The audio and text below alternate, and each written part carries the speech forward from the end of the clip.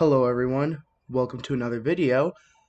Today we are looking at World Legends Endsieg, episode 2, the Swedish question. Now, some of you are kind of unfamiliar with this scenario, maybe you haven't watched the last 2 episodes, but as of right now, horrible things have happened. The Nazis have won World War II, and they rule the world, or at least Europe, with an iron fist that is not losing its grip anytime soon. Last episode, the Japanese Empire unfortunately did suffer from a collapse due to multiple ethnicities, but seeing with Nazi Germany, they've taken a different approach to their ethnicities, being in a much closer proximity to all of its puppet states. They have been able to do, let's just say, very horrible things. With the atomic bombing of Japan, and due to America hitting their nuclear stockpile, Japan was forced to surrender. And with the damming of Gibraltar, of the Gibraltar Strait, the Mediterranean is seeing some dry times. Some very, very dry times. As of right now, more of the Mediterranean is starting to dry up. There is now a complete land bridge between the what used to be the Dalmatian coast, and Italy, along with the entire Crimean Sea. I like to call it the Crimean Sea, drying up, and the Dnepr River is also starting to dry up. With this, Malta starts becoming a little bit bigger, but you have to remember, none of this is habitable. It's all salt. It's a salt desert, so no one can actually claim this new land. It is an unfortunate time right now, as more of the coast starts drying up. Italy is furious at the German Reich, but Germany does not care. They have been developing new technologies. Now, I don't know if you all are familiar with Wolfenstein's scenario, but this is kind of where that's kind of where I got my inspiration from for this. And of course, I wouldn't say the Nazis have the power of magical architects, but however, they are an industrial powerhouse and technologists, that being very, very, very, very cruel ones. So, I'm going to read you a telegraph from Radio DC to Radio Moscow in the Resistance. The transmission to the Moscow International Resistance Radio has been established. This is from Moscow. Hello? Is this thing on? Oh my god, it's Radio DC. Radio DC, this is the Moscovian Resistance Force. We have heard of a plan by the Nazis to invade Sweden. I need you guys to send equipment through. I have a plan. The thinnest point of Nazi airspace is at the tip of Norway, where it's the weakest. You guys are going to fly supplies into Sweden for them to use against the Nazis. Sweden can help test your new toys on the Iron Machine, but the Nazis are advancing technology. I have learned of a new type of hell they've made. It's called a Panzerhund. I'm going to send the documents describing these metallic nightmares. Copy that. Information gathered. The Pentagon will be notified right away. Perfect. Backup should be here soon. Okay. Radio Moscow out. Panzerhunds are terrifying beasts. Rhino-sized iron dogs that run at unfathomable speeds and breathe fire. These things are horrible. And if you want to know what they look like, I suggest looking up Wolfenstein Panzerhund. They are nightmarish creatures. One of their main weak spots is their mouth. But be careful. as their teeth are sharp enough to rip through iron. Germany is ready to test out these new dogs. They've been patrolling the streets of their newly acquired territory in the east. And they patrol London as well, where a giant project is being constructed in Nazi puppet of England. Meanwhile, out in the Triumvirate, trade is starting to open up better. The United States has been using their ability, their, I should say, very capable navy, to export goods to the Gibraltar Dam, or at least right here, where they can be transported by cargo trucks and trains to this side, where they can be delivered. This hits a toll on the grand global economy, as the Gibraltar Strait is one of the most active economic straits in the world, and it's just been dammed off by the Nazis. With this, Italy is starting to be able to regather its strength, and it needs to gather more support of its states. So, as such, Italy lets go of Algeria and Egypt.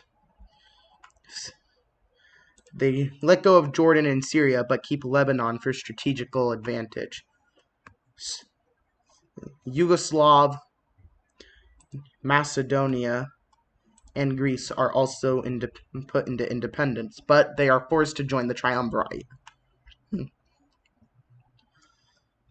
Italian proper has renamed itself to the Roman Republic, and it seeks to create a stable relationship with America.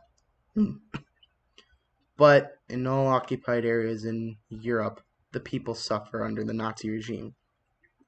Italy has been leaning towards the more pro-Western ideals. They are disgusted at the Nazi acts and the Nazi betrayal of the damming of Gibraltar.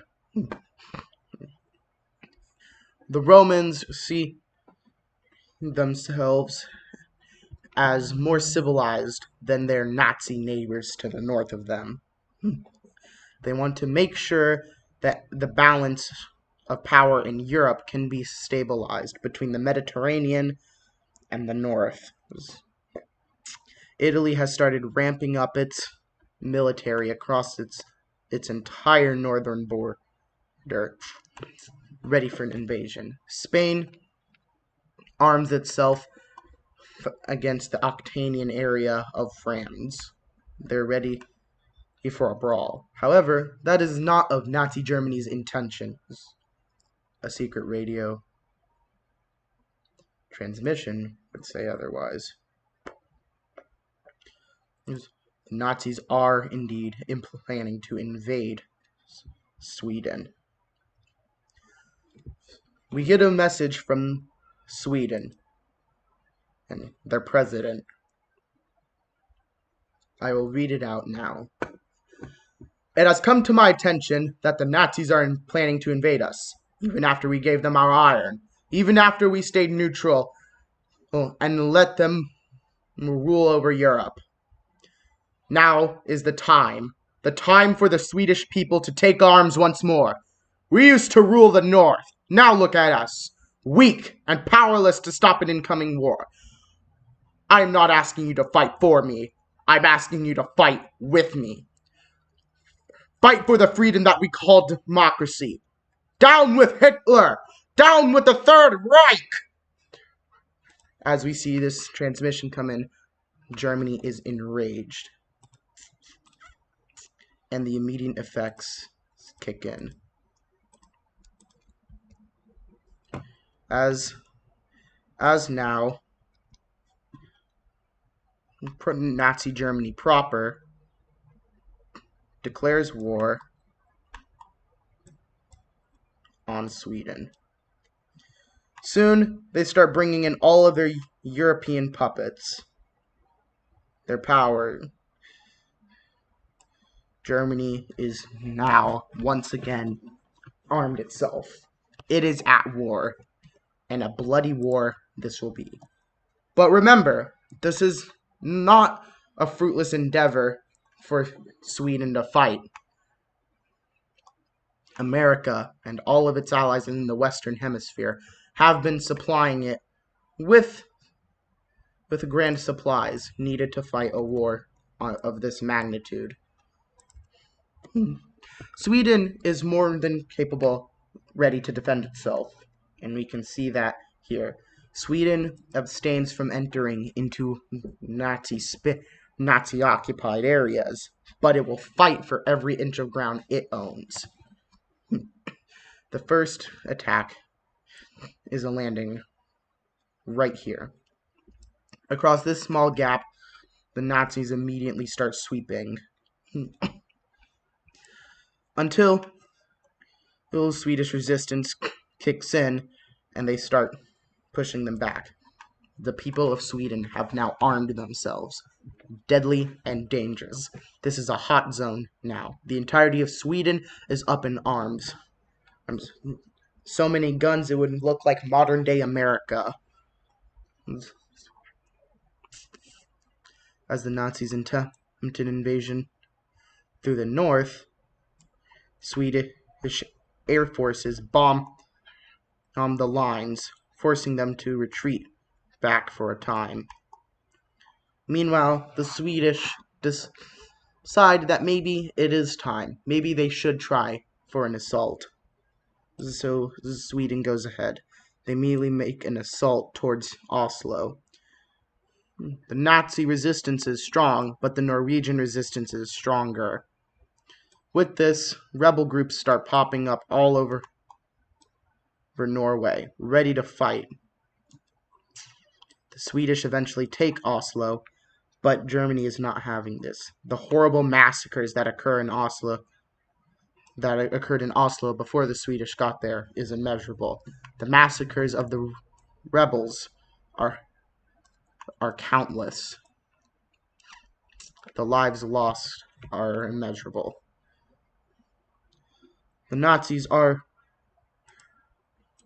committing horrible crimes during this war. They immediately invade through through Finland, and butcher anyone who dares try to stop them.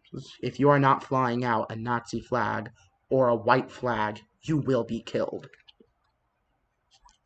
Immediately a landing is made near Stockholm, where they use the bridges to invade. Sweden, however, has an idea. They take their navy here and sail it here.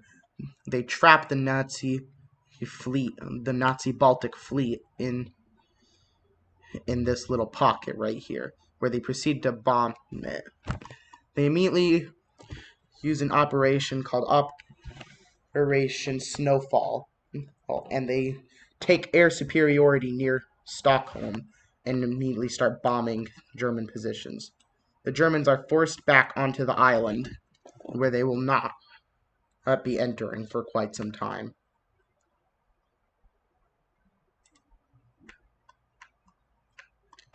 In all occupied areas of Sweden, the people are suffering. It is an immeasurable amount of loss of life. The Nazis start an operation to hopefully secure victory by cutting Sweden in two. Invading Sweden sorry guys, a little glitch, but anyways, their attempt to cut Sweden off starts out pretty successfully, but is eventually halted by Swedish resistance. Sweden knows it can't win a fight against Germany, so they repull. So with a heavy heart, they evacuate everyone in the occupied areas of Norway back into Sweden.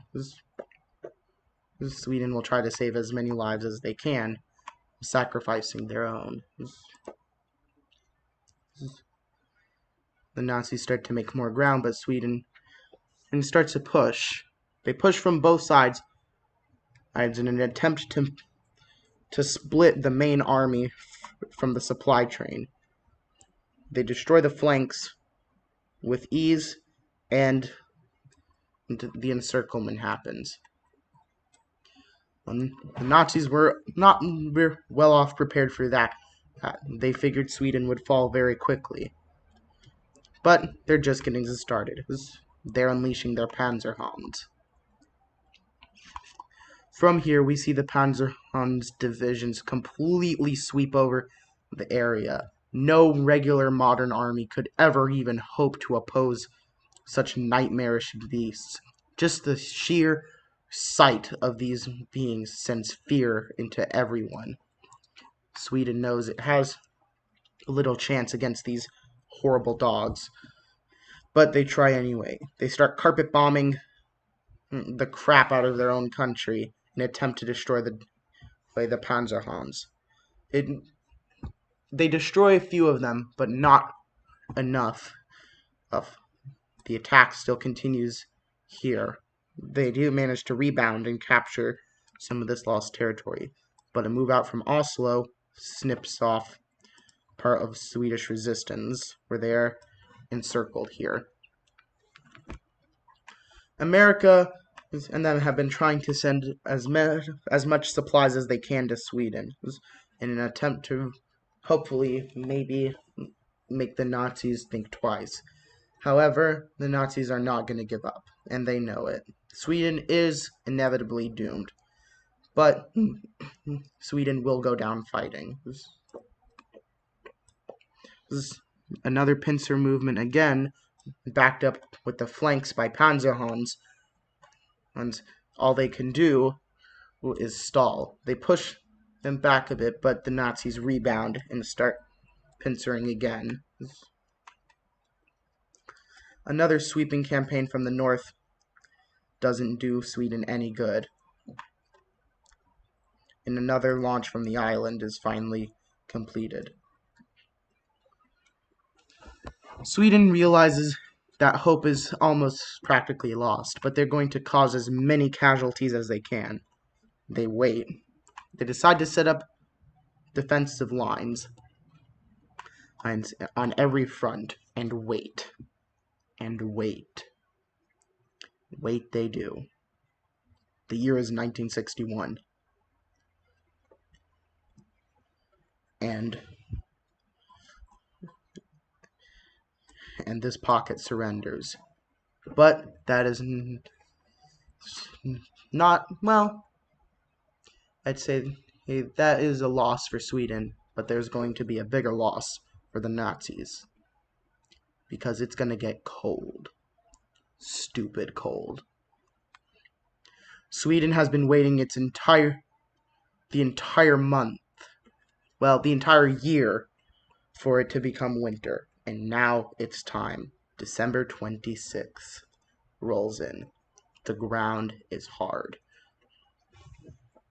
The main battle tanks of the Swedish army are free to move, and they do their work. They immediately force an entire retreat from this army and make a small movement here. It's getting cold. The Nazis remember what happened in Russia. They remember how many losses they took against the Russians. And they're taking heavier losses here.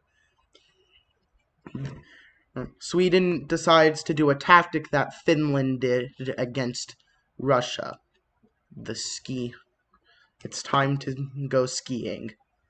The ski divisions are able to move lightning fast within the snow, and with winter clothing, white camouflage, they are like ghosts within the night. They sweep through, taking out most of the army. Even the Panzerhaubs can't detect them. With the infrared vision, it is practically useless, as everything is mostly snow and freezing cold. It's hard to locate any heat signatures with blinding cold like this. They immediately use this to their advantage and make a huge push here and manage to sever the two armies. However, the Nazis make another front, and encircle this area right here, which gets captured, leading to a massive fall of this northern portion. With this, the Germans start launching more attacks, and they immediately encircle and capture this area, which falls. They start a full-on assault on Sweden. They manage to encircle this area right here, and unfortunately there is a pocket which has to surrender. The year is 1962, and it's starting to turn spring. The flowers are blooming, and the prospects of Sweden's winter is over. The fight for the Nazis is back on, and it's not even close for the Swedish. Stockholm is immediately captured at the start of the spring, when the main battle tanks can still run before the ground starts softening. They immediately make a push here and sever the southern portion of Sweden. With this, they begin to fall very quickly. They make another push here in an attempt to link up here. They do so successfully, and by now, it is a stalemate at the moment. Then summer comes in. It gets hot. Enough for the Nazis to be able to start steamrolling again, not having to worry about the blazing cold, or the frigid cold, I should say. Immediately, the largest surrender in the war happens, with this giant pocket surrendering. Next comes this southern part. It falls. The Swedish president was somewhere in Stockholm. His whereabouts are unknown. Sweden's government was decimated, and what little officials remain have started negotiations with the Third Reich. Germany demands total subjugation of Sweden into the Reichskommissariat program. Sweden, unfortunately, has to oblige. Sweden surrenders. This is a devastating blow for the Reich. Well, not for the Reich, my bad. This is a devastating blow for the Western powers. They have lost another ground of democracy within Europe. They cannot afford to join the war directly against Nazi Germany, because it would not end well. And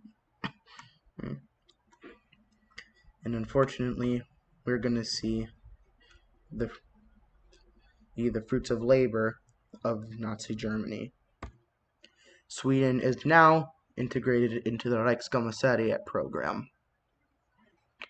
A devastating blow.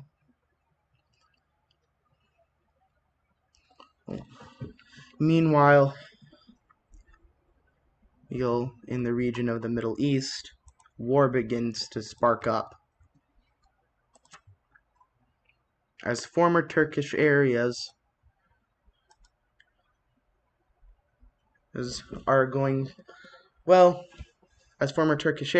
Turkey wants their land back. The Ottoman control back. They think that the Triumvirate is being stupid by letting go of all of its puppets. Even so, Egypt, Algeria, and Syria have left the Triumvirate. It's weakening. With this, a total collapse of the alliance heads, with everyone leaving except for Italy and Spain. With this, Turkey begins its part of invading. They immediately invade because they want better coastline, and immediately start attacking. They attack the north of Iraq and Syria. They wipe down all the way to the capital, where Syria collapses and surrenders. Iraq, realizing that there is no real hope, also surrenders. The triumvirate, or what's left of it, is royally pissed off about this. But let's just look at the peace deal. Turkey completely annexes all of these areas. They call themselves now the Turkish Empire and stand to oppose, well, the Romans. Greece, feeling bad for it, Rome decides to join the triumvirate once more, growing the bonds even after the Italian invasion of Greece. They start mending their relation. But Turkey's expansion is seen as a threat, especially since Germany holds control over Azerbaijan. So they gear up for war.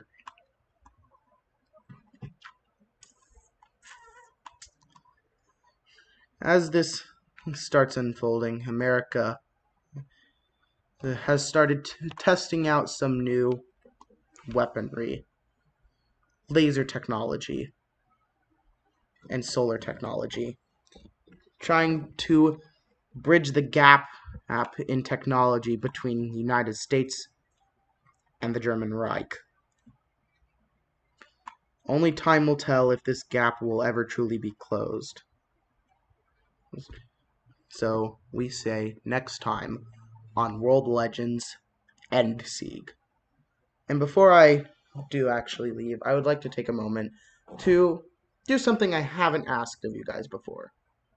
To subscribe. Subscribe to my channel. It would help a lot, and it would encourage me more, I guess I could say, to keep trying for this channel's growth. I love this channel, and I love that my friends watch it, but I want to reach abroad. I've seen that my videos have been getting more success than my usual, but I want to keep this expansion going because I like mapping and I like storytelling, and this is what I want to do. So, if you could just take the time to subscribe, I would greatly appreciate it. Anyways, next time on World Legends.